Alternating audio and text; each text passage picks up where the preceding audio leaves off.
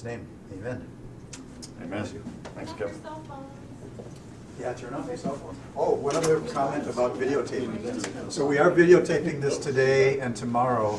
We want to have a little bit less of a kind of a dialogue going than we normally do in our classroom at Soma, because we're trying to capture a little bit more uninterrupted teaching from Greg and Paul that we can use for future Soma classes on the videos. So, But it's, you can still have as much as you want, but we'll try to kind of minimize that a little bit. Is this room wired for these little things? Yep. so we're good there. So we will be able to hear questions, but. It would almost be better if you just write your question down and then you do questions at the end. Gotcha. Oh, I see. Is that okay? Yeah, Or we does can, that take it too long? We can do interactions. okay. We will hear the questions. We won't see them on the video, but we'll hear Yeah, them. we plan on having this kind of some open Q&A at the end of each day. But, some dialogue in the midst is what I was hoping. We can do that. Awesome. We All can right, do that. that's between you guys. All right, Would you like us to stay take on it away. topic? What's that? Would you like us to stay on? Nah. What's the topic? No? Okay. I'm No, asking for- that'd be nice. I'll give you an outline of where we're going for the next 2 days, so you know kind of what topics we're planning on touching on. But when we have open Q&A, whatever, that actually, Greg and I, that's our favorite time. It's just talking about whatever anyone's interested in talking about. Sweet. It's good to be with you guys again. Good to do you. So I'll kind of intro where we imagine we're going over the next couple of days, Greg and I. He and I love this class. You've been subjected to us a lot, for better or worse, in Soma. Different topics, biblical stuff, and this and that. But Greg and I, in terms of our own natural wiring, I think, and certainly in terms of our theological training, like our doctoral work, both of us, was in theology. So although we've gotten into biblical studies through our own research projects, we had to kind of get up to speed on our own. But this is kind of our wheelhouse, and I think it is partly wiring. I think both Greg and I, he in his teens, me in my late teens, early 20s, both went through a period. He would say outright atheism. I never really got there. I was just kind of an agnostic, just didn't know and didn't care. But what that meant is when we both came into a Christian faith, it was like serious reconstruction. We've certainly brought with us images of God. I now realize a lot of my antipathy toward God, not only did I not know if he existed, I didn't care that I didn't know he existed. And that's weird when you think about it. This is possibly the most important question in the universe is there a purpose to life, and might there be a creator? And I just didn't give a rip. Because I realized now my vision of God was so pathetic that when I know what I saw, right? This old man in the sky with a long white beard up there somewhere with disappointed eyes. And so, of course I didn't care. Because if he was there, I wanted nothing to do more than just to get away from him and just hope he didn't exist, so I didn't have to deal with that. So as I started reconstructing my theology, and it wasn't until age 40 when I was in a parking lot with Greg at a theology conference in Orlando, where he walked me through an exercise that helped me see that picture of God, and that explained so much to me. But I had been laboring under that subconsciously for years, and trying, a lot of my theology, I think now, is trying to escape that. So I knew that whatever I'm feeling or sensing about God, or not sensing, if there is such a God as I see in Jesus Christ, it can't be what I'm not experiencing now, or what I sometimes am experiencing, was primarily shame and guilt. And when I saw that picture that Greg helped me see through an exercise, and I've been teaching theology for years, and a pastor here, and I had never known what the social, probably demonic construct was in my head. And so theology has helped me undo that and attempt to redo my head around this stuff. This is an important area for me. It's been a lifesaver, quite honestly. I'd be interested, though, as you hear that word, and I left it just the one word. I didn't decide not to qualify it, because I didn't want to sort of preload into. I'm kind of really comfortable with this going where it goes, right? Because I love that, and to be able to dialogue, and this is one of those places that can go so many places. And although Greg and I have chosen certain topics, largely in conversation with Kevin, certainly in dialogue with what you're reading, so this is not detached from what you're doing here. we've taken what we think are some of the most either hot button, important, hopefully both, topics in theology that people are wrestling with, to try to just use them as examples of what does the theological process look like. Ultimately, I'm less concerned at the end of these 2 days that you like get the particular content of what we're doing in theology. For me, I'll be honest, the most important part of these 2 days is the first 2 hours. What we're going to be doing for the next 2 hours together. And that's method, theological method. That's where I live generally in almost everything I do. I've been asked, Paul, why did you spend 1/3 of your academic research life in historical Jesus studies when that is a biblical focused thing, Greek text, all that, and I don't know Greek. I was not trained as a New Testament scholar. So it raises the question, why has anyone published my stuff on Jesus when I don't even belong in that field? I should have been in theology. And that's true, technically. According to like my PhD, I shouldn't be doing that stuff. But the thing is, neither should Greg, and that was 10 years of our lives, and still mine. I continue in Jesus studies. Why? Not because I'm a Greek guy, not because I'm great with the text. Because Greg and I both saw in 1994, as theologians, that so much of what was going on in New Testament studies today was at the level of the text, and hardly anyone, at least that we could find, was asking method questions about how New Testament scholars who are proficient in Greek were doing Jesus studies. We brought method to the table. It's more of a philosophical question. And that's really what we offered in Jesus Legend. It was largely method issues. And so, same for theology. Like, what you decide in method is going to determine your theology and where it goes. But so few people like to talk about method because they want to get into the content that it's autopilot. And that's super dangerous, to put your brain on autopilot in anything with biblical studies or theology. Because now what's driving you is things you don't even know about. It's just gut level intuitions, or how your church said what, or what your pastor gave you once upon a time that's lodged in there. And it's like, man, no, we got to like talk about how to do theology. We might disagree, but at least like we know what we're saying and why we're making the decisions we are. So the first part of this day is really important to me, even though the rest is fun, like to get into it and stuff. But so the plan is Greg and I will go back and forth throughout the 2 days in different sections. We would love to get through 4 a day. Greg and I each doing 2 in the morning, and then he and I each doing one each, 2 in the afternoon together, so 4 parts each day. And honestly, we'll be lucky if we get through like 1 part a day. We're not great at getting through material. But as long as you guys are enjoying it, as long as we're like talking and learning together, we'll see where it goes. When you hear the word theology, I'd be interested. What comes to mind? Like 2 days of theology. What goes through your brain of what do you think we're doing? Like, what distinguishes this from any other topic that could be up there in like Christian worldview stuff?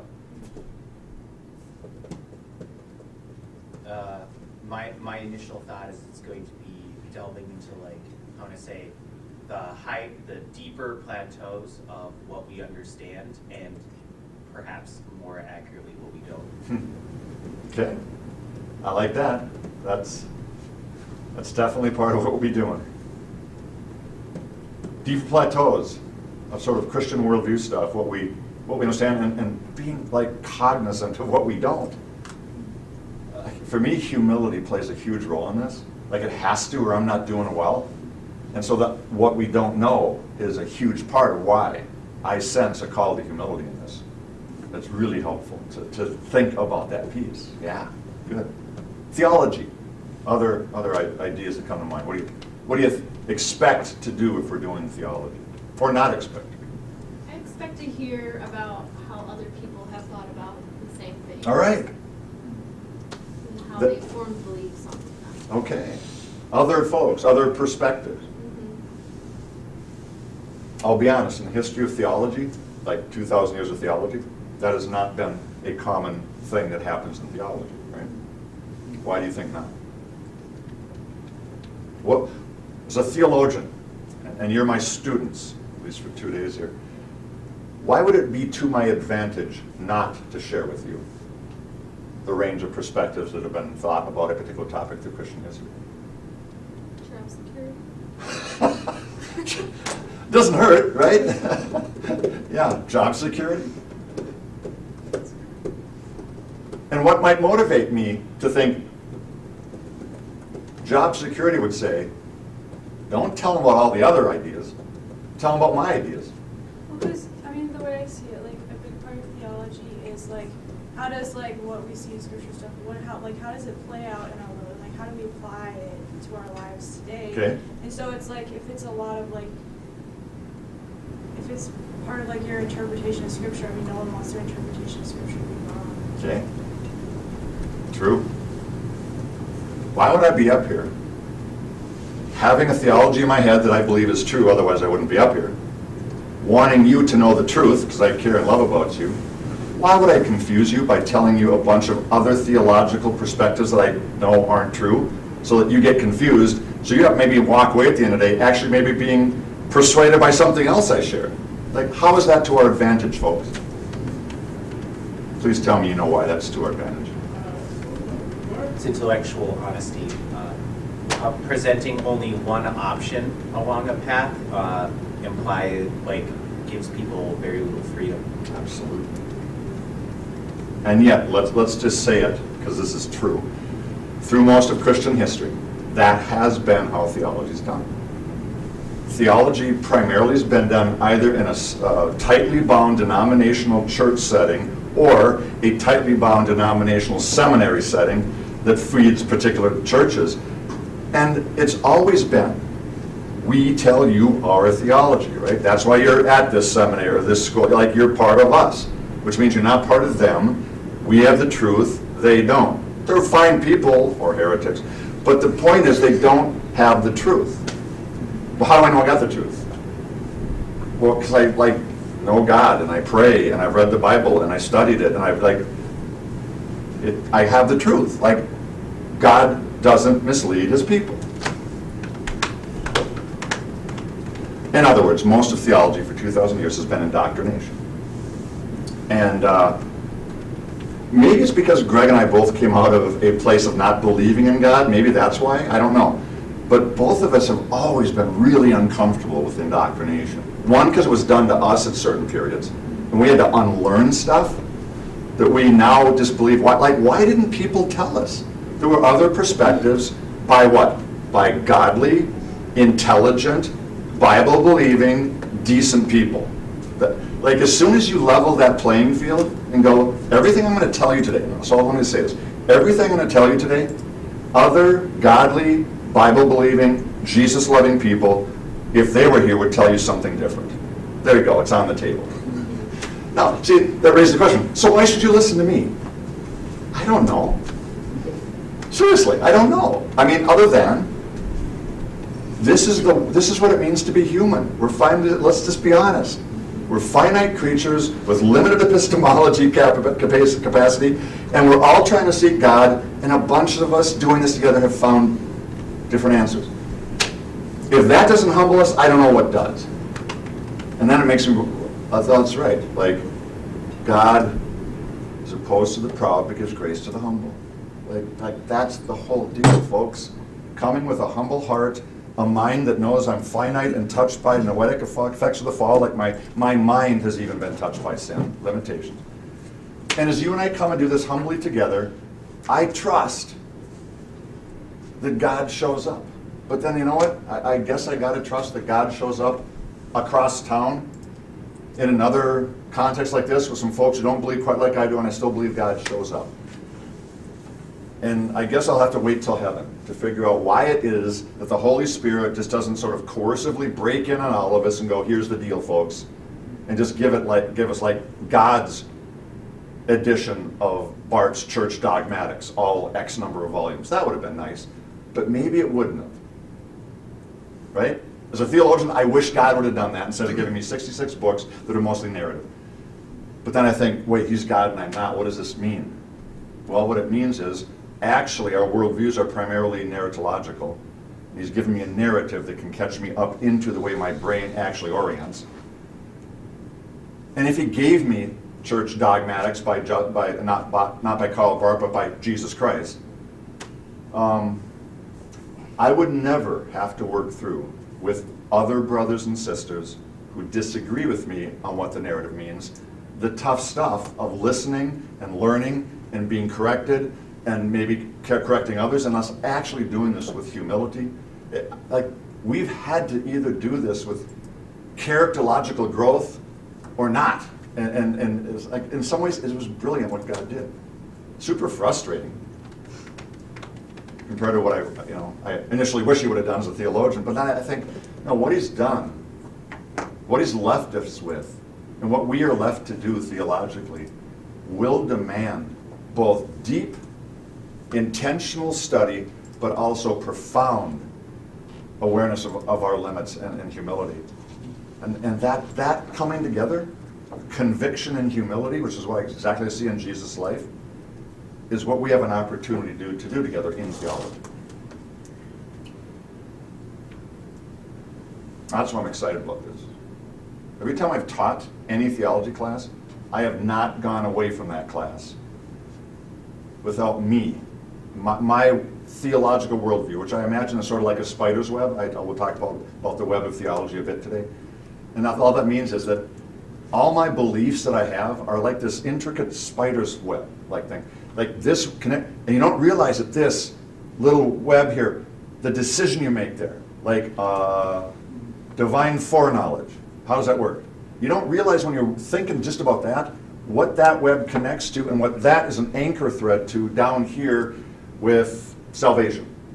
But it all ties together, and a little decision here can abstract the whole web in a different way. Or not. Some beliefs, you cut them, nothing happens.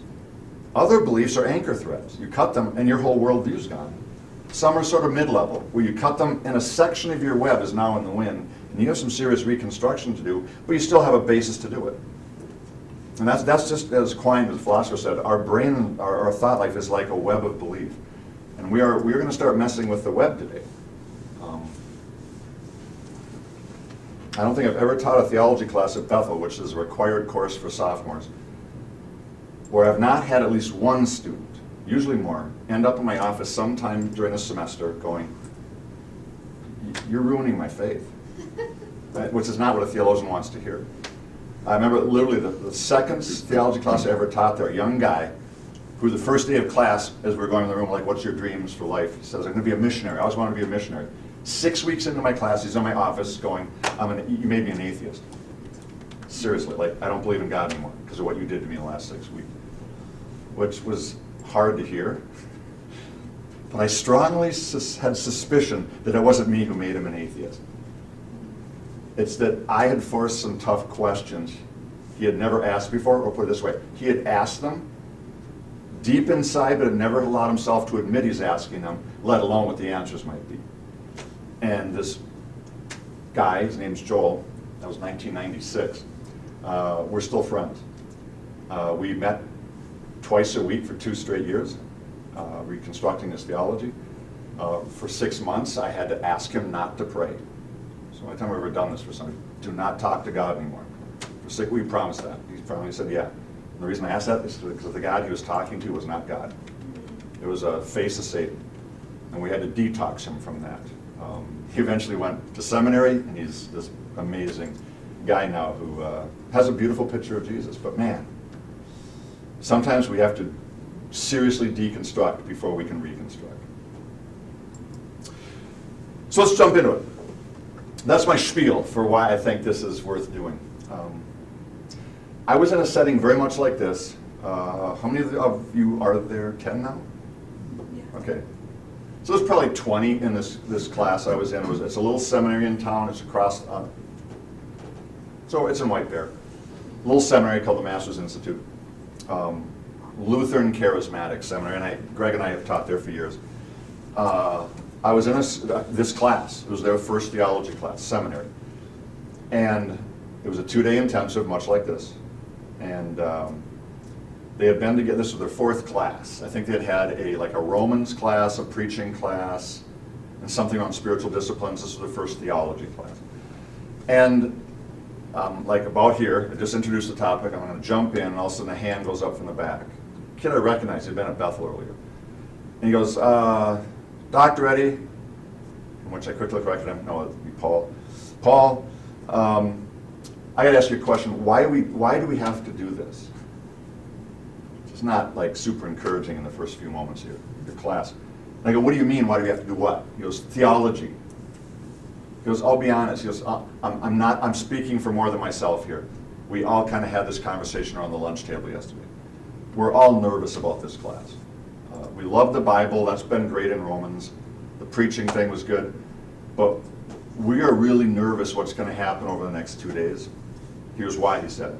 Every time we have lunch together, the 20 of us, and theology ever comes up, which it does a lot, no one leaves that lunch table feeling good. We end up realizing we are not from the same denominations. We don't believe the same things. And instead of being united, which the Bible tends to do to us, this totally divides us, and there are hurt feelings every time. And so having 2 straight days of this, we've talked about it. We're not looking forward to this, and you probably should just know that. It's like, well, dude, thank you for telling me. Like that's helpful to know. And it was interesting, as he was saying this, everyone's eyes in the room turn at one point to this one guy when he says, we never get out of the theology conversation feeling good, and they'll look at this one guy. It's like, okay, I'm thinking, we got a guy who probably does not know how to do theology well. It hasn't been helpful. Turns out the guy he's like type A, high J, and anytime anyone disagrees with him theologically, he goes for it, like it's a throwdown. That's a terrible context to do theology, so I get that. So what I did is something I hadn't expected to do there, but I realized I had to do this if I was going to draw them into how theology could be helpful. I said, okay, let's just stop for a minute before we do theology, and let's ask this question. And I actually created this after that experience. Guys, why should we do this? Because they literally had no reason to. They had a lot of reasons not to. And it took a while to draw this out of them. But I'll throw it open to you. I don't know. You guys seem to have like pretty healthy relationships from what I gather of you folks. Like, lunches are pretty cool. You're not like enemies at the end of every lunch, so you have to repair that or something. Good. You're miles ahead of a seminary in town, I know. But why do this? So we've kind of said what it is. Why do it? Like, how about this? How about whatever time we're going to take in theology, put that aside and go, no, let's like get into the Bible. That's the whole point of this. Why not have another course on, I don't know, interpretation 201 or something? Why do this when we could like go to the Bible, or hey, how about this? Not be in class, but go out and like serve somebody. Why do this? I think one of the goals of Christianity is to live a life informed by Christ, and theology informs us. Okay, dude, you came prepared. You're like, I've noticed this about you. You're quotable. You like succinctly capture things really pretty well. Folks on tape, he's quotable. Say it again. One of our goals as Christ followers, our goal should be to live our lives informed by Christ, and theology informs us. All right. One of our goals as Christ followers to live our lives informed by Christ, and I think you're right, if done well, it's exactly what theology can help us do. Good. Any other thoughts on why do this stuff called theology, as opposed to just like back to the Bible or something else? It would be, good thing.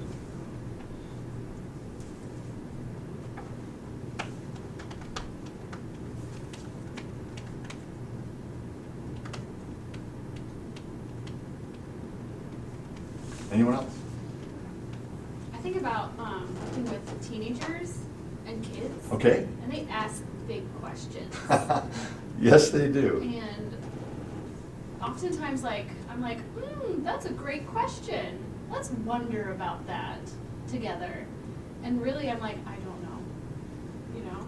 So, and I don't Meaning you don't know the answer to that. I don't know the answer. Yeah, or okay. I know 5 different answers. Yeah. Like, what do you tell a Sure. child who's looking for what she, you know, what he or she wants to, you know, base their view of religion and God and how Yep. her soul works and, you know, angels and all this stuff. It's like, it's good to know because we're bringing up the next generation. And like, Okay. what are we bringing them up into? Love it. How are they going to view God and all this stuff? So this is an opportunity to, you know, give them a better, well-rounded, give ourselves a better, well-rounded view of this whole thing. Okay. That's huge. In my theology class at Bethel, 14-week class, I actually don't start theology for the first 2 weeks. I do worldview stuff. And one of the things I do in that class is put some quotes up on my PowerPoint from a little book. I don't know if you've ever heard this book, but it's called Letters from Children to God. Was it like 100 kids under the age of 12, give them a piece of paper and a pencil and say, ask God anything you want. There's every type, like a philosopher would look at these and go, we got metaphysics here, we got epistemology, we got ethics, we got all the big ultimate questions from kids under 12. It's stunning. And you're right, the thing about kids, they are asking the why question all the time for the simple reason that their web is not connected. And they see it's not connected. And like this go, well, and they're trying to like get connected. And parents have about patience for maybe 3 rounds of why, and then it's like, because, go and play, right? Why? Well, because parents completed their web decades ago. Their web isn't super complete. Most folks don't have the luxury of taking a class like this or spending time reading a book like this. And so their web is rather contained and has a lot of dangling threads themselves they just don't want to think about. And kids' questions can shine a light on the reality that most Christians, most people, have never had a chance to do what we're doing, worldview formation. Problem with kids is they can't help it. They need it. They keep asking the ultimate questions, right? Who I am, where I'm coming, all these big things. And parents have moved on to far more important questions than ultimate questions. How do you pay the mortgage? And what about the 401k plan? And will the Vikings ever win the Super Bowl? And like really important questions, but not ultimate questions. Nothing philosophers would be interested in. But man, the philosophers are interested in what kids are asking because they are actually doing web construction. And you're right, I think, truthfully, we are all kids all the time. Of this, Jesus says, he sits a little kid on his knee, is the kingdom of heaven. Like if we're not doing that, it just says we've been sidetracked from like one of the main purposes of life, which is to keep pushing into reality we haven't met yet, or asked questions about as we've met it, and to keep being open and humble and learning and integrating, and just keep on the journey of what? Loving God with all of our hearts, mind, and strength. And we get the heart part down a lot of time, and the strength, which means body, trying to be like Jesus. But that mind we often just leave as sort of, who knows? It's complicated. Other things to think about. As this class was asking me why to do this, I just started thinking to myself, because they really actually didn't have any answers to this. And my first proposal to them was this. One, you might think you cannot do theology, but that's the first big mistake. And I just had been like, this was like a year or two after Greg had done this thing for me with this, like I saw this image of God in my head. So this was fresh to me, that I could say, I was doing theology with a God concept that was totally toxic and didn't know it. And that was driving me in my theology in certain ways. It's unavoidable. You go, oh no, you can avoid that, be an atheist. Oh no, no, no, no. Atheists are doing theology all the time. Because in order to deny an existence, you have to have a concept of what you're denying. And now I love talking to atheists now, ever since I realized it about me, because my first question to an atheist, it's never a statement, it's always a question. Tell me about the God you don't believe exists. And what's beautiful about that question, at least to date, and I've talked to, like I make a point of talking to atheists whenever I can, to date I have not had one atheist, not one, describe to me the God they're negating, and I think, oh yeah, that's the God I believe in. It's always not a God I think exists. which is really cool, because then I can go, oh, if that's what you mean by atheism, sign me up. I'm with you then. Because what you described, I don't believe that exists either. And we can talk around that. Like, yeah, all the crazy God concepts. And at some point then, my goal is to sort of introduce, have you ever thought about maybe God this way and offer a Jesus-centered view of God? Now, when I do that, I've not had every atheist go, oh, cool, I believe in him. But I've never had one atheist yet when I talk about a triune, community-centered, Jesus-like God who kind of scoffs at it or recoils from it. My theory is that if we talk to atheists, they might not believe, but my goal is at least they would have tears running down their cheeks, weeping at the fact that the beautiful God I described doesn't exist. They might still think that that's mythology. Well, then we have to get into other issues. But at least it's not that disappointed old man I had in my head for years and didn't know it was even there. It's unavoidable. When you say God to anybody, including yourself, the synapses of your brain fire, without you probably even being nanosecond. A picture's there. You don't catch it usually consciously. It's just there. It's stored. But you do react. You either react with doesn't exist, or move away, or shame, or guilt, or Santa Claus, whatever. The question I always have to ask is it at all the face of Jesus Christ? I think we need to get clear Jesus' words to Philip. Philip, right? John 14, when Philip, Jesus going, I'm about to die, I gotta go. Philip, oh, just one thing before you go. Thanks for the last 3 years, that was great. One thing before you go, can you just show us the Father before you leave? And you just, hearing Jesus' voice through the text, you can almost hear the tears. Have I been with you so long, and you don't know that when you see me, you see the Father? There's not some other scary guy back there. And I think most of us still believe there is. Yeah, we're done with Jesus, but that Father thing, or that God thing, or that Trinity thing, or whatever, there's that other thing. And Jesus goes, no. Yes, there's through two other persons, and that we're a community. But if you've seen me, you don't have to wonder about the character of some other person or entity back there. If only we could believe that. Two, I mentioned this a minute ago, I'm absolutely convinced doing theology is part of what it means to love God. I do not know how to love anyone and not think deeply and profoundly about them. Which is weird because a lot of Christians kind of have that idea in theology. Let's not do theology, let's go love God and love others. What does that mean? I tell you with certainty, Kelly, my wife, would not think it's super loving of me if I just decide, no, I'm not going to think about you. To have a concept that's accurate to one's beloved is essential to love. So when Jesus puts mind in there, I have to assume he meant doing something that we call theology. I'm convinced this is true for God or any other relationship. The truth about God, or your best friend, or put anyone there, and relationship with God or that other person are closely linked. When Jesus says you shall know the truth and the truth will set you free, truth is about conceptuality. And he goes, and I'm the truth. Truth will set you free. I'm the truth about the Father. There's no other Father back there. Get me clear, you got God clear. That's absolutely necessary, I think, to my love relationship with God. I wish I'd learned that before the age of 40. I really do. C.S. Lewis, I love how he describes theology in Mere Christianity. He said, remember, theology is like a road, I don't know if he said road map, but he uses the word analogy of a map. It's like a map to God. So be clear.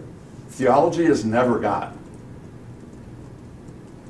People who confuse the map and the territory, that's not good.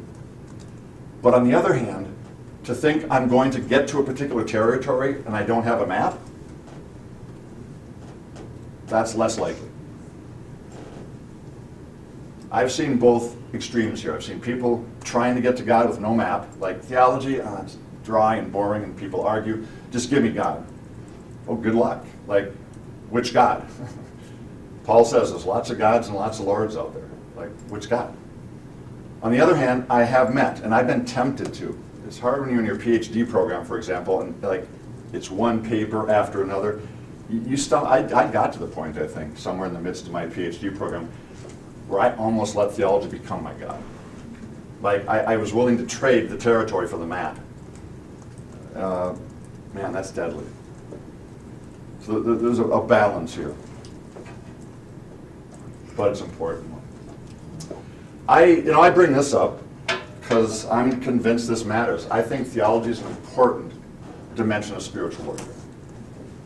And I say that as someone who is convinced of the reality of the enemy. Like, it's not a myth or a metaphor for me, it's a personal entity. And I think that entity's primary war zone is my brain. And I think that because my mind is the primary battlefield, and because the enemy wants nothing more, like agenda item number one for the enemy, screw up their heads about God,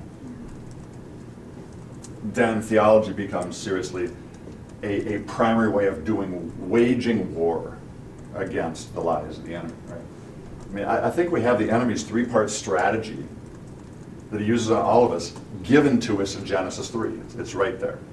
Lie to them about God, lie to them about themselves, and lie to them about the rest of creation. If he can do that, he doesn't need to do anything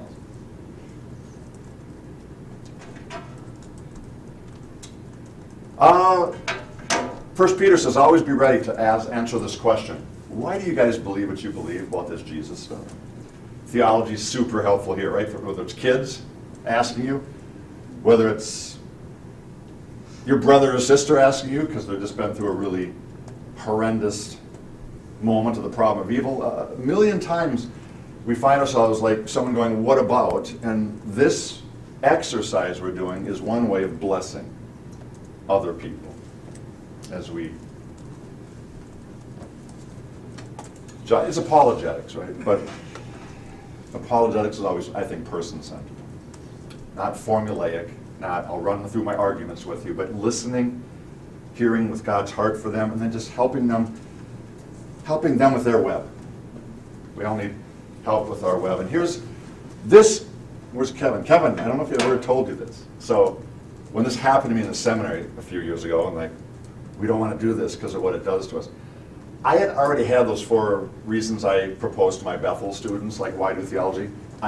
This one came up on the spot. I've been doing it ever since, and why I was able to is because like a few months before this, you had walked us through emotional intelligence stuff for the first time. And so I was like digging into my brain to remember what you told us, and I just started like giving it as a response. And I've forever since now make this a part of my theology class. You guys probably have done tons of this with Kevin. You guys talked like about the amygdala and all that? A little bit. Yeah. So I tried to help them see why their lunches were going so poorly whenever theology came up. And we just talked about stuff Kevin had taught us about the amygdala. And I said, look guys, amygdalas, like they're wonderful inventions of God. If you're walking through the woods in Minnesota in the fall or spring and you're walking along and all of a sudden you hear a what you want to have happen in that moment is you want your amygdala to get triggered, your neocortex to shut down, and you to be like 15 feet back without you even knowing it, so you're not bit by a rattlesnake. What you don't want to have happen is to be walking along and go, babies rattle? No. And like go through the possibilities with your neocortex fully engaged. That's not going to help you. There are times when fight or flight is absolutely necessary. Problem is, that fight or flight mechanism, which is always threat, look out, right? And what happens in that moment, I try to remember what Kevin told me. Amygdala gets triggered, well, it looks like this, I guess. I found this diagram. So the stimulus, whatever it is, rattlesnake or someone saying something theologically you disagree with, a stimulus comes in, hits the thalamus. Thalamus decides where this stuff goes. It always shoots it to the cortex and the amygdala. But as you notice, even on the diagram, This is a shorter synaptic route. So it hits the amygdala before the neocortex. And when that gets triggered, that shuts this down by up to 80% of effectiveness, maybe more, which is all great if you just heard a rattlesnake. It's not good at all if you're sitting around a lunch table with brothers and sisters and someone goes, I'm a Calvinist, and you Arminians are idiots.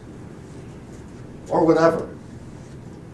Because, as our parents were supposed to have told us by age 6, if you want friends at the end of the night with your little social engagement, 2 things you don't talk about. What are they? Clowns. Never talk, particularly scary clowns. Okay, there's 3 things. Scary clowns, religion, and politics. It's crazy, isn't it? Go in any lunchtime conversation, bring up geology, people can talk all day long without freaking out on each other. But as soon as it's religion or politics, boom. Unless what? Unless you're all of the same political party or the same unless you're all an us and there's no them, then everything's fine. Which is why indoctrination has been the way theology's usually gone. But if we have serious theological differences at the dinner table, though that amygdala, man, it's off. Because that, I don't know why, but for some reason, truth about God and truth about how we relate, politics, God and others, seems to be the most profound things to us, and we just don't deal well with having our fundamental core of our worldview challenged. It feels as threatening as a rattlesnake. Because now you're messing with the narrative of reality for me. And so, I would propose that most theology that's been done through human history has been amygdala theology. And people have been burned at the stake for this. They have been called heretics for this. We've launched crusades in the Spanish Inquisition for this. This form of theology kills people. If not physically and literally, relationally, emotionally, intellectually. And I think we just have to be at war. Like kingdom people have to be at war with amygdala theology, even though that's been where most of it's come from. And so I would propose, as we launch into the next 2 days, and maybe as you launch into the rest of your life with theology, I would invite you to join me in always challenging yourself to move beyond amygdala theology whenever you do this stuff. Even if doing it just means in your own head. And here's some things I found helpful. These are reminders to me I constantly try to run through my head when I'm alone, when I'm reading a new book, when I'm in a class, when I'm sitting with Greg. Just this has become my way of doing theology. I believe that 1 Corinthians 6:14, when it says do all things in love, really means all, which would have to include theology. And so I have to do theology in agape. Well, that's easy to say when I'm sitting in a class of people like this, who I like, who we've had some great conversations, even people who've pressed me on some things, particularly Matthew and Clifton. I enjoyed that. And we're friends. But I know some people personally who disagree with me in my theology, and our theological disagreement represents to them a line in the sand. And they're absolutely convinced I'm wrong and they're right, which might be true, but that wrong and rightness has defined for them the capacity of the possibilities of our relationship. And when you have Greg Boyd as your senior pastor of your church, and you're in our church here, building, there are people who look at this church, all around the world, as a church to, quote, stay away from, ever since the openness controversy that we've been marked. And a lot of my life outside of Woodland Hills has been explaining to people why I'm, quote unquote, at the Heretics Church. Everywhere I go. For 25 years, that's been the question I face. And I'm okay with that, because it actually gives me an opportunity to do this. As soon as they say that, I know they're not only not openness, they're probably pretty strongly Calvinist. That's usually the folks who ask me that question. And I'm challenged in that moment every time I get asked this question, and I gotta like check the amygdala, because Greg's not only my senior pastor, he's one of my closest friends. He's got a heart for the kingdom. One of the things I do quickly ask him if it is openness. I love questions, right? Because it just, I don't want to pontificate. I just want to like draw out of you, what are you thinking? So I'll ask them this question. So you're against the openness? Yeah, totally against openness. My question.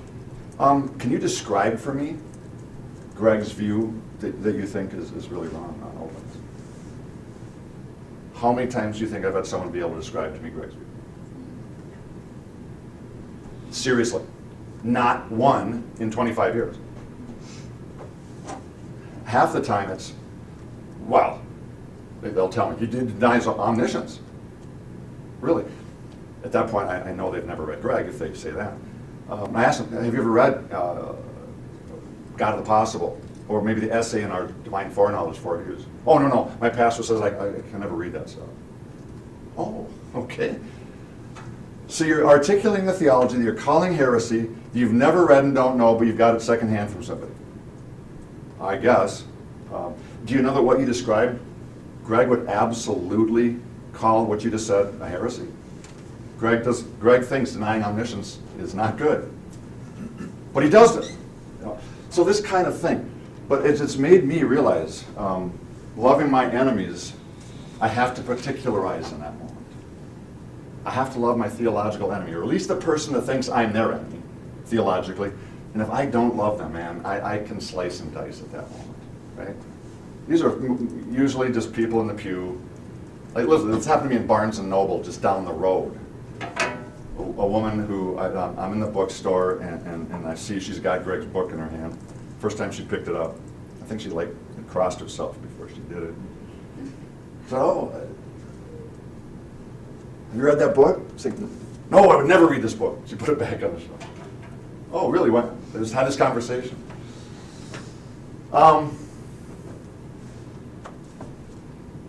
Here's the challenge. How do we walk, not only in theological love for our quote-unquote opponents, theologically, but how do we do that in humility, which I think is perhaps the cornerstone virtue of the Christian character. Here's some principles I try to live by, never fully successfully, but it certainly is my goal. To listen and learn before speaking and correcting, right? James says, be quick to hear, slow to speak, slow to anger. How do you do that theologically? That would mean I ask questions before making statements. I listen before expecting someone to listen to me. And I always like gauge myself. Am I trying to like dominate the conversation here? Am I trying to take control? Because I'm a doctor in theology and most people on the planet aren't, I can pretty quickly turn a conversation to my advantage. Am I using that privilege of having been privileged to have the luxury of that much education in theology to actually demean this brother and sister and like put them in their place? Like there's so many things I gotta check constantly with me for me to be doing this one well. How about this one? Always give our theological opponents the benefit of the doubt. And I'm talking about at every level. How about they're not idiots? They're smart people. How about they don't have like bad character? How about their motives are authentic? How about their Christian commitment is just as strong as mine? How about they believe the Bible as much as...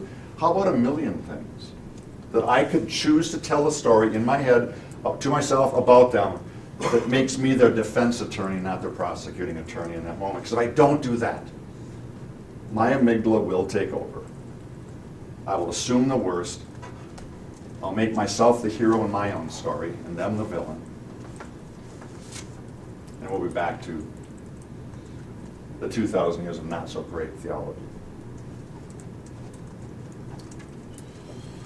Want a challenge in theology? Here you go. Refuse, make a personal vow to yourself before God. If not a covenant, at least an aspirational vow. God, I aspire to want to never create a caricature of a view that's not mine. Because it's the easiest way to just destroy an argument. Create a straw person that sort of sounds just enough like that view that you go, yeah, that's it, and then knock it down. Whether it's in your own head or in an argument or in a book, as a professor in front of students. If I do that, in that moment I'm choosing not to love the people who hold that view. And it's real simple, like a simple test. Flip it around and ask, what if they did that to me, how would I feel? I get really frustrated when I hear someone say, Eddie believes, and what comes out of their mouth or their pen or whatever is not at all what I believe. Like seriously, I saw in print 3 or 4 years ago, a scholar who is commenting on my view on religious pluralism, because that was my dissertation topic. Eddie's as a restrictivist, Eddie blah, blah, blah. And that one quote got picked up by other people, so that now they're quoting him in other places, quoting me about what I believe. I've never in my life been a restrictivist. Like, where to get that? I don't know. It was just weird. My entire like first book on this topic, I never said what view I held. It was a pure assumption on their part. And so when I actually wrote an article on this recently, I had to, and I really had to like work on this footnote, like to be careful. How do I word this? And so I did as gently as I could, but just said, I don't know how this was interpreted, but I'm not a restrictivist. But God really had to check me there, because I wanted to say things in a really unhelpful way. Dude, yo, bro, let's go, man. All right. Calvinism. Ooh, I don't know where you guys are all on that, but let's be honest with you on this. Calvinism almost wrecked me. When I came out of agnosticism and hadn't known about that disappointed old man in the sky yet, until Greg helped me see that at age 40, my first 10 years of being a Christian was largely a battle with this concept of God. I didn't know it was there, I just knew I never felt okay with God. I like the idea of like figuring him out and understanding him, but it's just never, prayer was difficult, didn't know why, and I just never, I love theology, but I wanted to love God. Anyway, I learned about, I didn't even know Calvinism existed at that point until actually sitting with my first Bible class with John Piper after I came out of my agnostic period. He was still a professor at Bethlehem. And I so wanted not Calvinism to be true that I totally created a caricature of this thing in my head. So I could knock it down. Problem was, there was always that nagging thing, but what if they're right? But what if they're right? And what it forced me to was actually to engage really good Calvinist theology. And like I now see it, like I was given the best shot.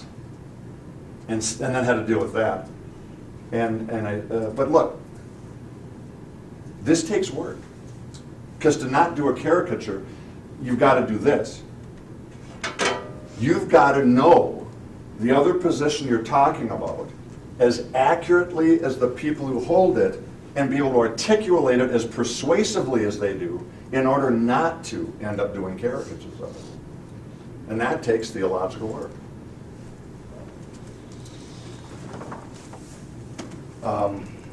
Greg and I agree the best. We did the first edition of this in 2002. We knew if we were not careful in this book, the reviews would just tank, because this is the kind of book that's kind of difficult to do, where what you do is you're not trying to argue any particular position. You're trying to equally persuasively argue views that will challenge the reader to go, which view do I hold? And so the challenge was going to be that every, let's say the Calvinist Arminian chapter, that every Arminian who reads that Arminian piece goes, yeah, good job. And every Calvinist goes, yeah, you didn't undercut us, knowing fully well Boyd and I aren't Calvinists. And so, remember that one review? Or it was a person who said it to us, or a review?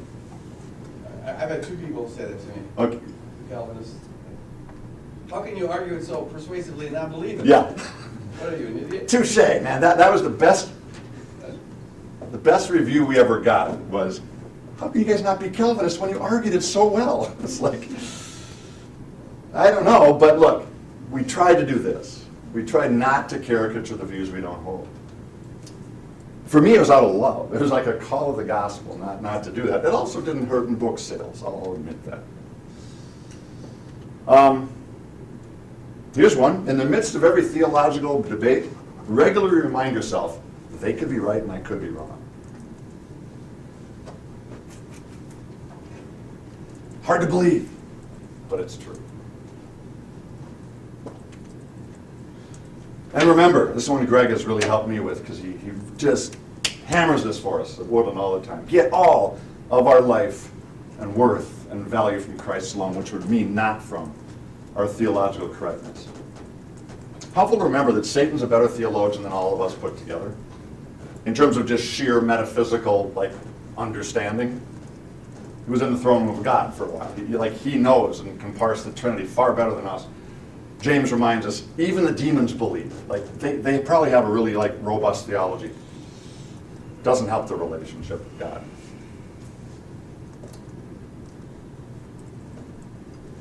I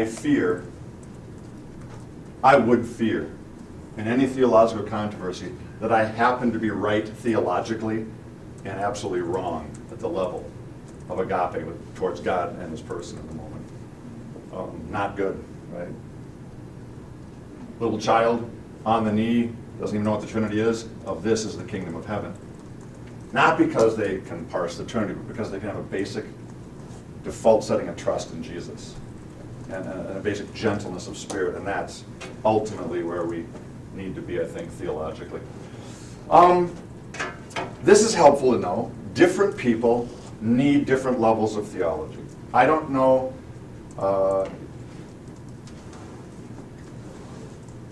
I know a few of you a little bit better than others. Heidi and I, have been in classes together, and we talk.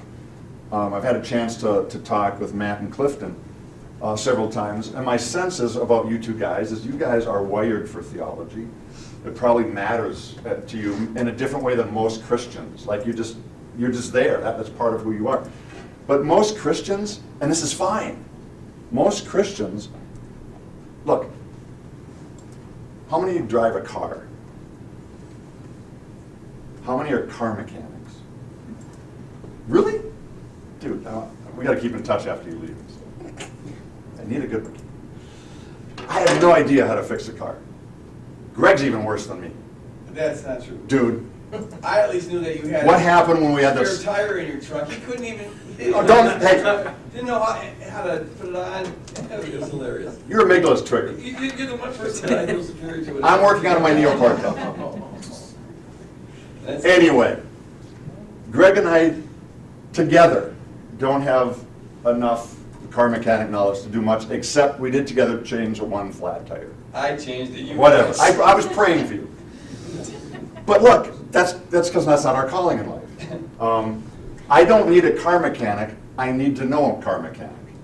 Also, you realize, oh, that's right. This is how human community works.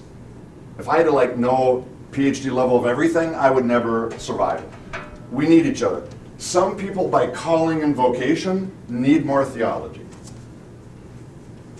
Some people, by personality type, need more theology.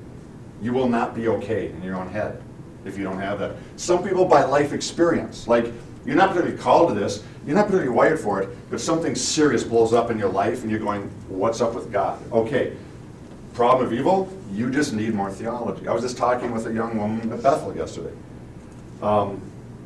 In my class, first time we ever talked one-on-one, she asked if she could set up an appointment. I had said something a week earlier about forgiveness, the importance of forgiveness, walking in forgiveness, so she wanted to talk to me. She shares this really hard story. She's 16 months old. Her dad's driving home from work. Young kid, 21, drunk, head on, kills dad. So she doesn't remember dad. Grew up with no father.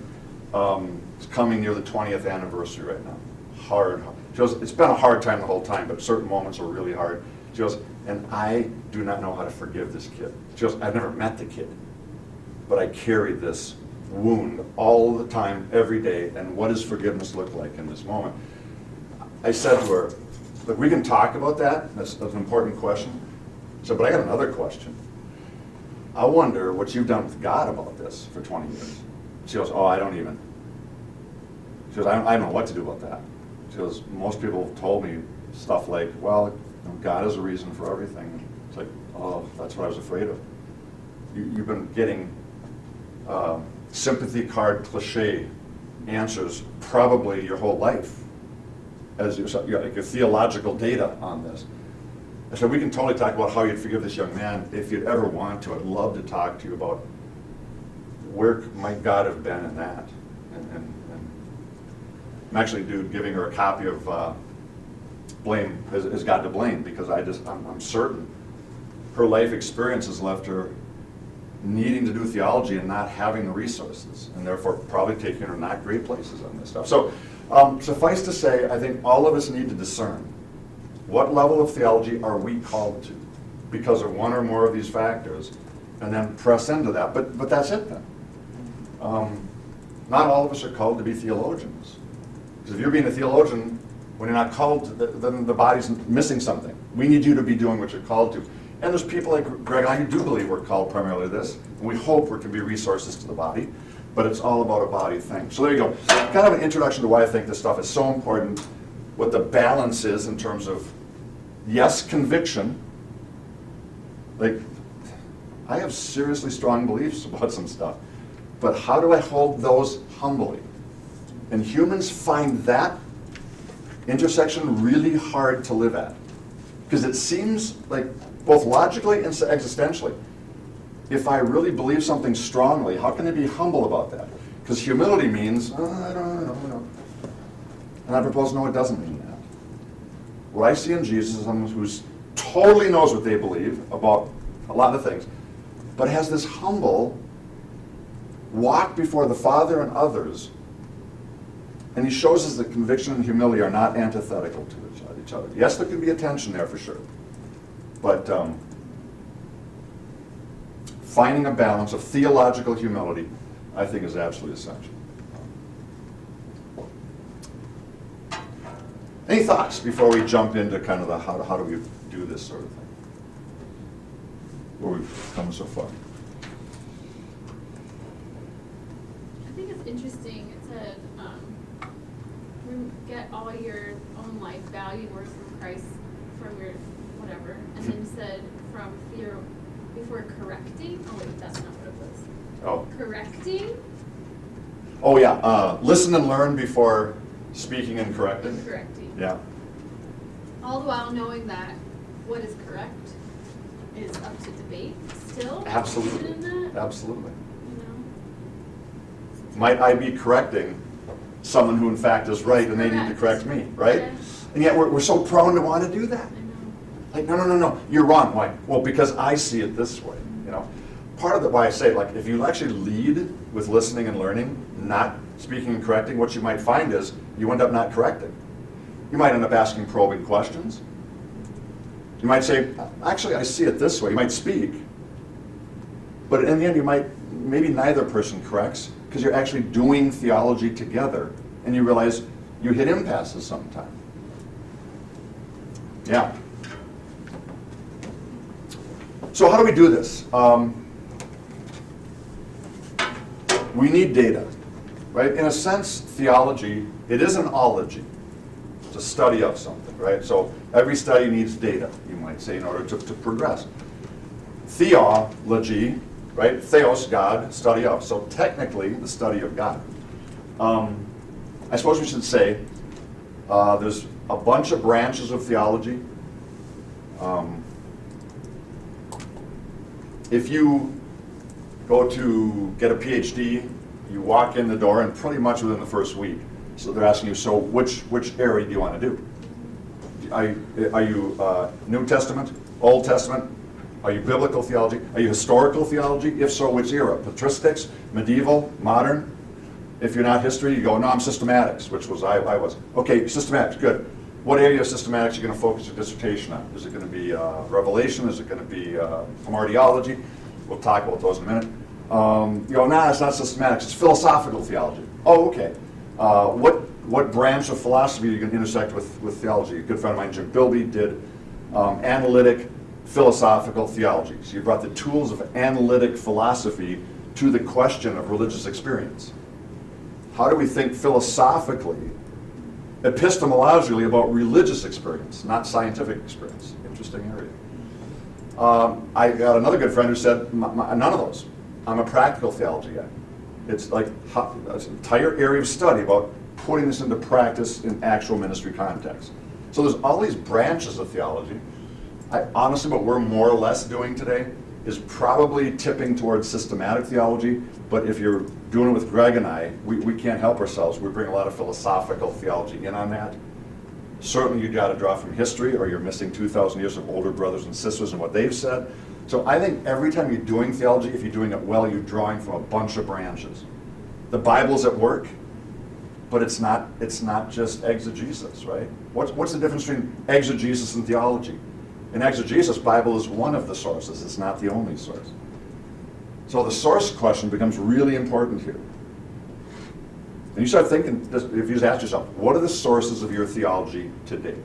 Like if we're up here on the board, you go, okay, how has my theology actually been formed in my head? You start realizing dozens and dozens of sources. You know? Theologians have said, yeah, there are dozens and dozens, but you can categorize them basically under 4. I personally need to add a 5th, so that's what I'm going to offer you here. Here's what I think are the 5 primary sources of theology for anyone, anywhere. Obviously, Bible, and I'm talking about Christian theology. If it were Muslim theology, the Quran would be there. So Bible, church tradition, like what church, and this goes to me, anything from your denomination to some person you like in church history that's influenced you. Maybe you're an Augustinian. Could be your parents. When I say church tradition, I mean any other Christian person's influence on you. Reason. Whatever you do with these first 2 sources, it's you who end up doing the theology. How do you think? What philosophy of rationality you're working with? Are you more of an empiricist? Are you more rationalist? Are you a pragmatist? All of us have tippings towards how our brain works. That becomes part of your source. Experience, man, this is a huge one that often does not go discussed in most of the history of theology. It is now the most discussed topic in what you might call postmodern theology. Now, in this last 20 years, maybe 30, your niche of existence becomes a dominant, maybe the dominant source of theology. We have a lot of genitive theologies today, meaning theologies of and by particular groups of people. Feminist theology, Latin American theology. Called it liberation theology for a while, but then that splintered into a million groups, right? Latin American liberation, Asian liberation, African liberation, feminist liberation, on and on the list goes. Disability theology today is a big. So almost like any sub-experience can become the lens through which we do theology. We got to ask the question, how much weight do we give to our experience in the theological enterprise? Now, a lot of people stop here. These are like the 4 classic sources. I have to add this, or I think we're going to be in trouble. We have to add culture, I think.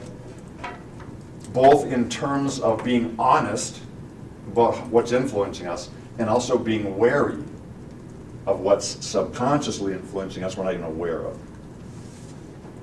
Put these 5 together, and I think these are the dominant source streams of data that we are going to work with in theology. Now our question is going to be, what source of these 5 will be our primary source? You might say, I don't want any of them to be my primary source. I want them to seamlessly integrate. Okay, I think they should seamlessly integrate, but still the question, what's your primary source? And if you don't choose consciously, you'll choose subconsciously, for sure. And here's when you'll choose subconsciously. When your 5 sources go rogue on each other. If they don't, you'll never know what your primary source is because it won't matter. If you read the Bible and you read it exactly how your church tradition interprets it, and your reason goes, that makes sense, your life experience goes, that lines up, and your culture, like Christendom, let's say, for 1700 years, all undergirds the whole thing, you just go, this is theology. And you get in the classroom and you teach, indoctrinate people into the way your 5 sources have happened to align. You go, this is the truth, folks. And probably in Christendom, in most places, it was very culturally connected, an us versus them. Everyone goes in the room, yeah, that's our theology, it all makes sense, it all lines up. But all it takes is one of these sources to break ranks. And you realize what it means when your theological web starts unraveling.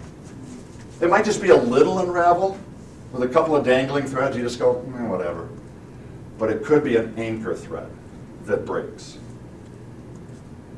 Give you a real life example. I was teaching, it's probably 8 years ago at Bethel in my Christian theology class. It's the sophomores required class, so I get everyone in there. Business majors, biologists, everybody. I'm in this class, about halfway through. This young woman, one day, waits till the end of class, which is very strange, because I noticed this young woman, she always sat at the back, far away from me she could get, nearest the door. And as soon as class ended, she was out the door for like 5 weeks. But this 6th week, I think it was, she sits there, and she waits till everyone else files out. And then she comes up to me, it's like, this will be interesting. And she goes, Dr. Eddie, Paul. Okay, Paul. And this was really a hard day for me in this class. It looked to me like every day was a hard day for her, but she bothers to tell me about this one. We had just started the problem of evil, 2-day deal, first day. So this whole problem of evil thing, it was just really hard for me to sit here, and I have to say this. I've not talked to God for the last 6 months. I'm in here only because I have to take this to graduate. It's been hard, but today was super hard. And I just feel like I got to talk to somebody. Because I haven't talked to God in 6 months. But before that 6 months, she was 20 at this point, she goes, God and I were like super tight, like all my life. Grew up in a really Christian home. She just started telling her story. Like, my parents are Christian, I've gone to church all my life, I was actually a leader in a youth group up until this. She goes, but something happened 6 months ago, and in one evening, I lost everything with God. And she proceeds to tell me that she was on her way out of work one night, walking to her car, and she's sexually assaulted. And she basically is telling me, in 20 minutes, 20 years of all this lining up, my description of what she's saying, all this lined up for 20 years. But 6 months ago, for a half hour, this broke ranks, and I have she says to me, I could never trust God again. How could I? She goes, if I can't trust him to walk through a parking lot and not get, her word, not get raped, how in the world am I ever supposed to trust God for like leading me for my vocation or a spouse or just daily? Like that's the big stuff. And I now know the truth. You can't trust him. He doesn't come through for you. So I can't talk to him, so I wouldn't know what to say to him. So I felt like I had to say this because this whole problem of evil discussion seems really, and she used the word academic. She goes, when real people suffer like I do, this isn't helpful. And that was hard to hear. A sister in Christ whose half-hour experience robbed her of 20 years of this, right? And so I said, as I often do in this moment, I'm so sorry, you know. I said, I can only imagine that this seems totally academic what we're doing here. I said, probably what we're going to do in class tomorrow is not going to be that much more helpful. It's like we're doing theology around this. But I said, if you ever want to just like talk offline and not talk theology, just talk about life, you know. And she took me up on that. And we began to talk, because her real question was, like, she still believed God existed. She just, like, was he just too weak? Did he want to and just couldn't? Or was he sitting there going, oh, I could, but I'm busy, I got a plan, like she just didn't know what to do with it. And so we had to talk through what trust means. And she had been given a load of crap. like us most Christians are all their life, as to what it means to trust God. You know, I think what we're told is, well, trust Him, and no one answers the question, for what? You kind of get to fill in the blank check, just whatever you want to trust Him for. I had to give her the hard word that God never promised you or anyone else that you can walk through parking lots and be saved. I mean, you know that now, right? You know the truth. If you're ever going to trust God again, you're going to have to completely redo your theology around what it is God promised you and what it is He didn't. And you need to know what He didn't. He didn't promise you safety. Jesus was clear about that. I don't know if your pastor or your parents were.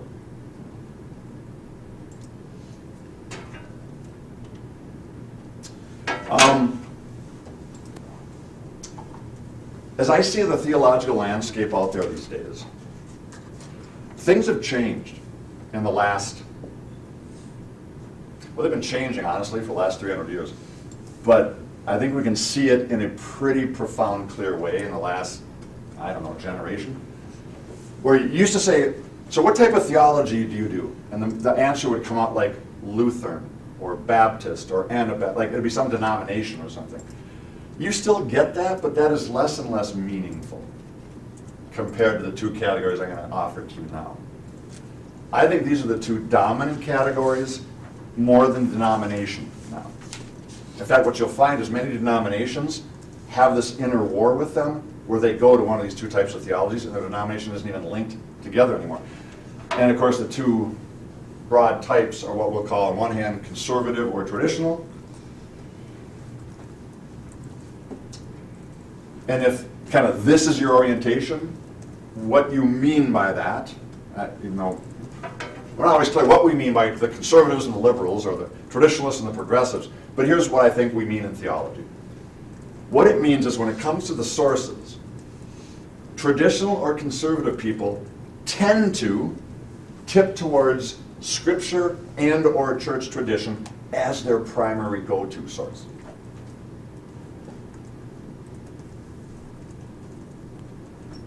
Here's the question. When your 5 sources split and they're not in line, what do? Where do you re-anchor? Conservatives or traditional folks re-anchor in the Bible and or their church tradition. That's their go-to spot, right? If they're Protestant, it tends to be the Bible. If they're Roman Catholic or Eastern Orthodox, 3 broad branches of Christianity, the last 2, they tend to go, yes, Bible, as interpreted by my church tradition. And so Eastern Orthodox and Roman Catholic are much more clear that church tradition is right up there with the Bible, because what they say is, yes, Bible, but interpreted how? As my church tradition does it. Protestants, we don't like to do that.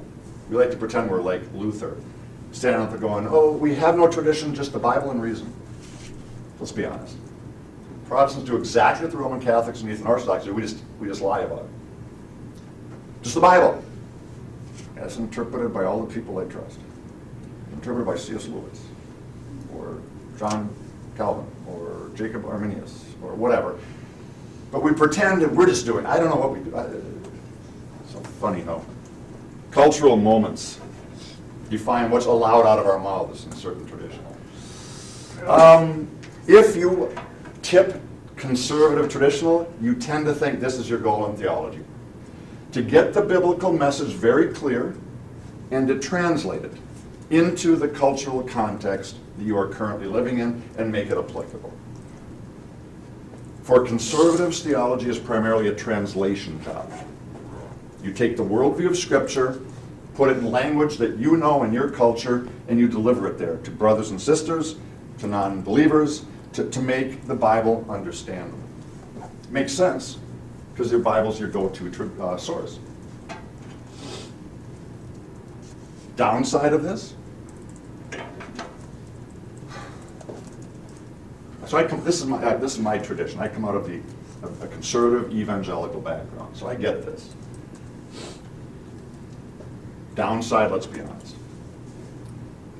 One can think that they are recovering the Bible message, and we're just doing what the Bible says, maybe the help of my heroes of the faith, my church tradition, and you don't think about the fact that the very English language I'm using reading the English translation on the page is already done by a committee and one step removed from all of that is enculturated. It's already always enculturated. The very words I'm using, the concepts that are getting triggered in the synapses in my brain as I'm reading those words in the biblical page are already concepts given to me by my culture. Language of my culture unlocks the capacity to even understand the Bible. My experience is always part of that filter. So reason and experience are always already a part of my source. Even if I say Bible wins when they break ranks. How would I know if it's the Bible? Or it's my experiential filter of the Bible? Or the cultural voices? Like, it's so much messier than conservatives ever told me. Explains why you can have a bunch of conservatives all going the Bible, and they come up with wildly different theologies.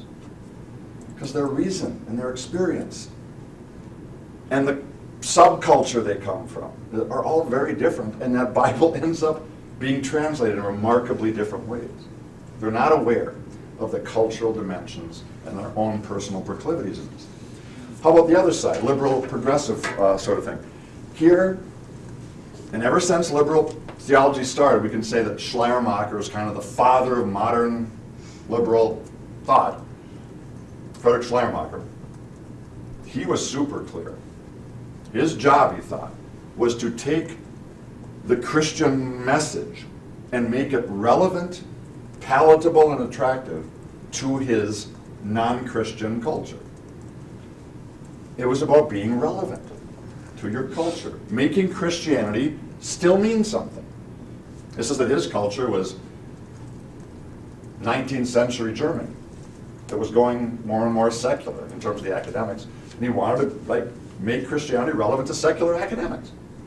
So, of course you're going to emphasize the cultural reasoning processes and the cultural commonly shared experiences and just culture itself. It's great. It's being relevant. That's nice. It's like actually meeting people where they're at. That's good. We're called to do that. Downside, potentially, when your sources break ranks on each other, Bible and or church tradition take a second seat to, is this relevant to my culture? Is my culture going to buy this? I can't even understand it. Because the goal here, fundamentally, is to make Christian faith relevant here, today, now, my culture, its concerns, its questions, its categories.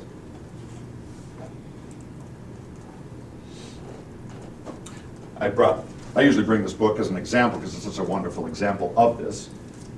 So John Shelby Spong is I don't know if he's still alive now, but he was bishop for many years, Episcopalian bishop over New Jersey.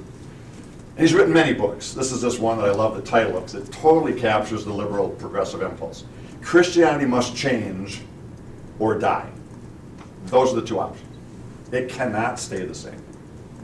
And his argument here is, look, I'm a bishop. I love the church.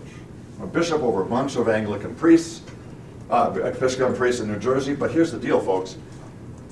The modern world cannot buy the biblical worldview anymore. It doesn't believe it. It's primitive. Demons, people being dead and walking around a minute later, he's just so honest in this book. That stuff ain't gonna sell. He actually says in this book, if we don't change Christianity to line up with cultural relevance, he says something like, in 50 years there will be no Christianity. Oh no. I know. It's serious business. Now, the question always comes, because he says, it must change or it'll die. Okay, wait, how much must it change? Becomes the question, how progressive do we go on this? He's pretty bold. He puts it this way, look, folks, we know dead people don't rise, miracles don't happen, demons don't exist. He goes through a whole list of things. And so, he said, here's what we got to lose if we're going to retain Christianity for the future. There is not an incarnation. There was not God who became a man. Jesus was a spirit-filled guy, but he wasn't God because There is no God who intervenes miraculously in the world. Modern science shows us that. It's a closed law of physics. Therefore, incarnation and resurrection are myths that we have to move past in order for this to be relevant. He goes on, there's no demons, duh. That was ancient ways of explaining disease and things, and so it's not going to be helpful. So spiritual warfare, gone. He actually gets to the point of saying, let's be careful here. There's no actual entity out there that's personal, that's a God that created this place. That is a social construct. It's helpful, we need that social construct for ethics, but we gotta not expect people to believe in a personal God who like creates the world and intervenes, because it's not true, and they know it's not true, and we've got to adapt Christianity to that. So basically what his proposal is that we retain Jesus as the most ethically centered human being that's ever lived, and that's our guide. Jesus is our guide, totally. But not because he's the Son of God, or not because he died on a cross, or any of that business, because he showed us love. And love is what will retain this planet from destroying itself. I so appreciate Spong's honesty here. He just takes anything that basically a naturalistic worldview cannot buy and go, okay, let's adapt. Let's make a naturalistic Christianity. The danger, of course, is if the Bible is in fact the Word of God, because there is in fact a personal being called God, well then he's wrong, and we're like giving up the whole guts of Christianity to align with secular plausibility structures. I think he's wrong there, right? I think there is a personal God. I think that God has intervened in history, in Jesus Christ, like really, and the Bible really is like inspired. So you and I would just have fundamental disagreements on like constituents of reality at this point. But I get it, like from his perspective, I get why you do that. We just have differences like metaphysics here. Is there a God or not, right? Most progressives, that's really progressive. Most progressives are going, yeah, there's a God and he probably does some things, but what? And that becomes the question. What do you give up as a progressive if you're going in a progressive direction? What do you give up of the scriptural worldview in order to retain relevance reasonably, experientially, and culturally? That's always the question that the progressive has to wrestle with. And where's the balance? Right? The extremes on this are scary to me. Like hard fundamentalism, man, that's the Bible ends up as a weapon. And they don't understand hermeneutics and the difficulty of that. They just swing that Bible and just knock over any brother or sister who's going liberal. But the other extreme here is exactly this: atheism. Come on, folks, myth is great, but it's myth. And then somewhere in between, you and I have to find a balance between how do we merge the Bible and church tradition with reason, culture, and experience in a way that's faithful to what Jesus intended. And even what that is, that's a discussion we have to have. So Wesley helps us here. He proposed something we today call the Wesleyan quadrilateral. Scripture, tradition, reason, experience. I've added culture, because I think we do need that category as well. So I think of it as the Wesleyan quadrilateral plus culture. And Wesley proposed we organize it this way, with Scripture as the foundation on the bottom. That's what historic Christianity has always done. And I'll be honest, in my mind, the day we give that up is the day that culture redoes Christianity in whatever current culture you happen to live in. Word. So it's your decision is going to be, what do you put here? Because you can put this here, go, oh, totally, that matters. But rationality has to come from that. That's the criteria by which we judge the Bible. You'll notice the arrows. This is totally dialogical, always. I can't even read this without using my reason. If I don't bring experience into the questions of Scripture, it's an abstract book. Be healed. See?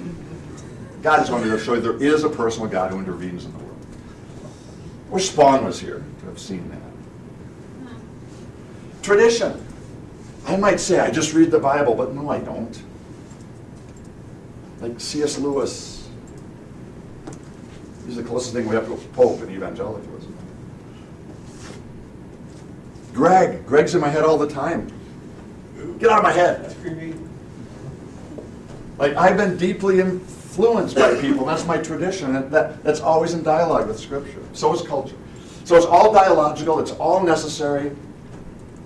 The only time you really ever know this question, what's really down here, is when your sources all break ranks. You got to go, what do I anchor in? That'll tell you. I just want to clarify this diagram. So culture is kind of not part of the. So here's the So problem. it's- It is. It's just that no one talks about it, so the only diagram I could find is the 4. I just, well, like, this has to be, like, if I was going to do a pentagram here. That's what I think it should be, as a pentagram. Or maybe, actually, maybe the truth is always already culture is sort of the air we breathe whenever we do this. We just don't realize it. So maybe it does belong sort of out there circulating, however you want to picture it. What unites us? I'm going to try to wrap up pretty quickly here, and we're going to start doing theology, get dragged up here. What unites us, and by us I mean historic Christianity.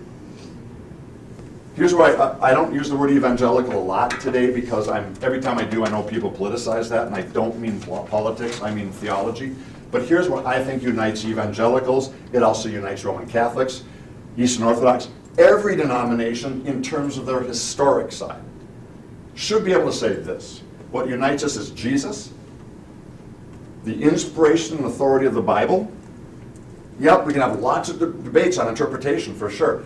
But if we can't say God has shown up in this book, as far as I'm concerned, if I can't say this, I believe I, as a theologian, should hand in my badge, quit my jobs, and go and do something else. Because then I just got to be honest and saying, there's no word from God. There's just stuff we're manufacturing and trying to foist as God. And that's not loving or super ethical. So if I can't believe this, I have no job talking to anyone about God or theology. But I do believe this. I believe God has shown up in its authoritative word. We just got to figure out how to interpret and apply it well. That takes dialogue and community. And I think we can unite around the dogmas of the Christian faith, what C.S. Lewis called mere Christianity. Why does everyone love that book? Like everyone, Catholics, Protestants, Covenant people, E-Free. Because he didn't get into the things that divide us.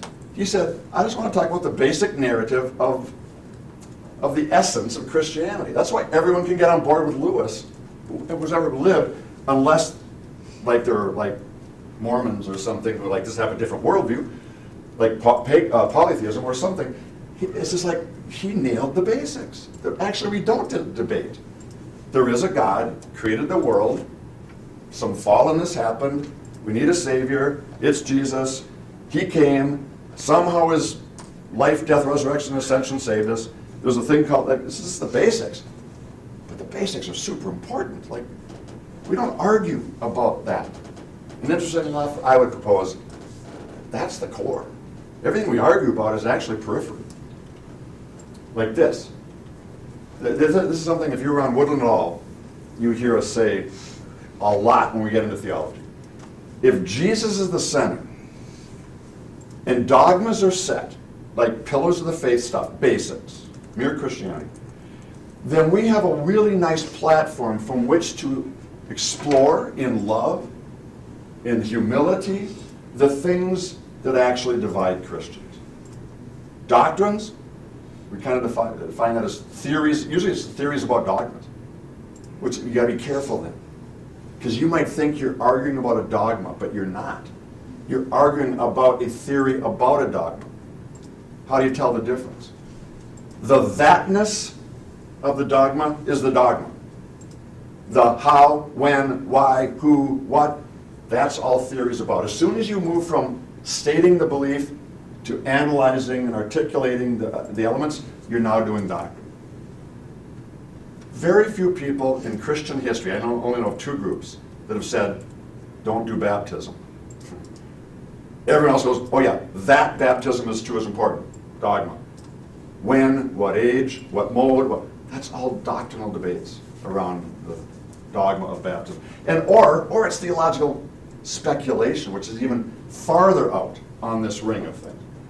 And notice, the farther out you go, the more differences of opinion, the more possibilities of antagonistic, but interestingly, the less important. As I got into it with this class in the seminary that year, what are you actually melting down with about each other? Almost all of it was here. A couple things were here. None of it was here. And certainly none of it was there. Most people you run into, you know this, I'll just telling you what you already know, putting it in words.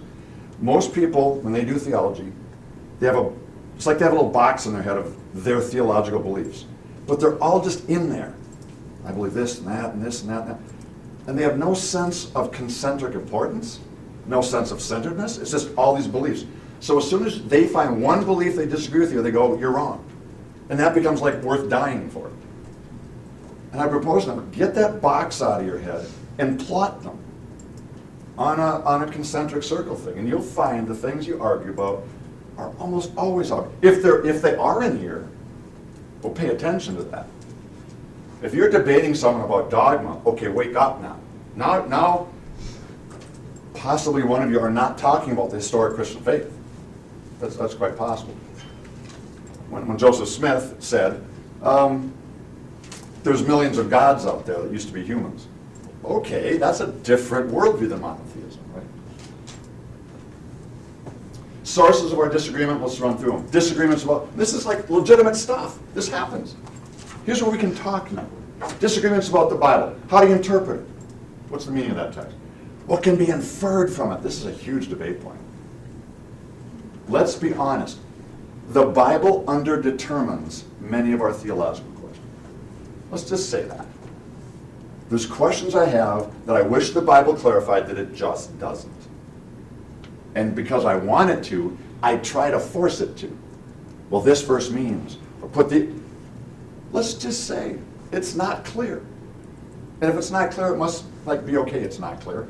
Let's theologize on that. Let's infer. But let's say it's only an inference. Application is huge, right? We talked about this when we talked about the challenges of hermeneutics. How do you discern a timeless principle from a culturally relative application of that principle? When Paul says, I don't allow women to teach or hold authority in my church. Well, what is that, Paul? A timeless principle or a cultural thing that you would need it in Ephesus in that century? Important question. And by the way, guys, Greg and I can send our PowerPoints out. So if you get something down, no problem. Here we go. Disagreements rooted in our church tradition. I have different theological systems or heroes than you do. That's going to produce problems. I'm absolutely convinced that most people, when they're arguing the Bible, aren't arguing the Bible. They're arguing different heroes of the faith interpretation of the Bible. And then differences in our individual reasoning processes and experiences. Right? Here's a big one. We never even talk about this. Most of us work off of what I'd call perfect being theology. We have in our heads a concept of what God should be, because he's perfect. But am I right about what a perfect being would be? Greg is about to, finally, after April 1st, when he turns in the manuscript for the current book, he's going to finally get back on the project he should have finished 20 years ago. Myth of the Blueprint. How many have been waiting for that book? You keep seeing these footnotes every 6 years. And it's coming one day. It's coming this year, man. Yes? It's not even called Myth of the Blueprint anymore. What's it called now? Alien perfection. Alien perfection. He's going back to perfect being theology. He's going, wait a minute, guys. Slam. Totally slamming it. I mean, it's crazy. When you start reading what the early church did on theology, what they did was, well, wait, yes, we have the Bible. That's totally the Word of God. But we know we have to interpret the Bible. How do we interpret it? We interpret it according to what's true about a perfect being. So if we know what a perfect being is, and if we read something in the Bible that isn't that, then we know, oh, that's just anthropomorphism. That's just humans talking humanly about God, but that's not how God really is. Where did they get their perfect being map? Greek philosophy. God is changeless, timeless, not moved by emotion, like basically the opposite of the God in Scripture. But these are good Christians who love God. They just think that idea of God changing his mind, that is not worthy of a God who is actually omniscient and omnipotent. So that's gone. God getting angry. No, a God who's getting angry means his emotions are changing, and changing is either better or worse. So he can't get angry. He can't get anything. He can't get happy, because that would mean he vacillates states, which would be imperfection. So we know God is apathetic, no emotions, which means that has to be, whether it's anger or sadness or anything, just purely, that's just human ways of talking. It's metaphor. It's not true. And on it goes. That's classical theism. And Greg is going to put a little stick of dynamite right at the heart of classical theism and go, boom. I've been waiting for that dynamite to go off for 20 years. So you're forced to ask this question. What is the single most important attribute of God? Because wherever you think it is, that does go. So you say God's at the center, Jesus is the center of God. Okay, but what's at the center of Jesus? What attribute of God that Jesus bore because he's divine do you think is at the center of God? And whatever you choose there, and you will choose, either consciously or subconsciously, that will have like a ripple effect to all of your theology. I'm absolutely convinced that the fundamental disagreement between Calvinists and Arminians isn't 5 points this and 5 points that. It's really simple. At the heart of God is it that either sovereignty or agape is at the heart of the heart. And everyone's going, oh, he's both. Yeah, of course he's both. But do you interpret the agape by the sovereignty or the sovereignty by the agape? That one decision will absolutely determine your theological method. So I was having this conversation once with a Bethel Bible major, brilliant kid, like one of the smartest students I've ever had. Higher IQ than me for sure. We're sitting having lunch. He's a Calvinist. He's about to graduate. And we're talking like, this is so weird. Like, we love the Bible, we love Jesus, and we see things so differently about this. And so our conversation that day was this. What is it, do you think, that keeps us from having such fundamental different intuitions about the central attribute of God? Because he would say it's sovereignty for sure. He would go, it's super clear in the Bible. And I would go, it's agape, super clear in the Bible. And he goes, we're reading the same Bible. Like, why can't we persuade each other when we're really like want to know the truth? And we're talking about this. And he says, makes a statement. He goes, do you think? He goes, okay, I'm going to be totally honest with you. I see your Bible verses, and I hear your arguments. I get them. But every time you give me that Arminian sort of slant thing, here's what goes off my mind. That is not a beautiful God. He goes, let me tell you what a beautiful God looks like. And he just articulates the sovereignty of God. And we both look at it and go, do you think this whole time for 4 years you've been here, we've not been arguing theology or the Bible, we've been arguing aesthetics? That underneath it all, we each have this fundamental sense of whatever God is, he must be beautiful. And when I hear a theology where I go, disgust, like my disgust mechanism just goes off, I go, I don't care what you tell me out of the Bible. That can't be true. This is a beauty issue.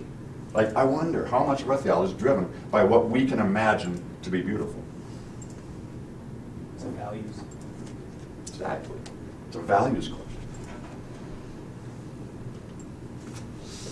For the rest of today, we could go a million places. Here's the 10 topics in theology that if you pick up any systematic theology, I've just brought 2 of my favorite. Stan Grenz's book, Theology for the Community of God. He's really clear. At the heart of my, anytime you read a theology book, ask this question. Does the person tell you what we just asked? What's the center of the center of the center? And it's going to be an attribute of God, almost always.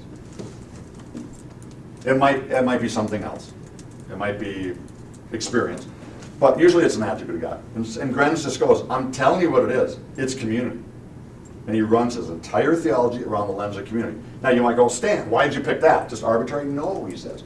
Because the Trinity is who God is. And God is a community. And so I'm running it through, because the Trinity runs things for me. Really, really cool systematic theology. I'm an Anabaptist, though, and so I have really appreciated Thomas Finger's work. This is his compendium. He calls it Contemporary Anabiblical Theology, Biblical, Historical, Constructive. What he does is it's totally biblically anchored, but he brings in all the early Anabaptists and helps see their unique contributions. But then he says, but we got to make it relevant to culture. And so he puts it in language and questions that we're wrestling with. I think this is a nicely balanced book on that conservative liberal sort of continuum. I think a really nice balance here from an Anabaptist.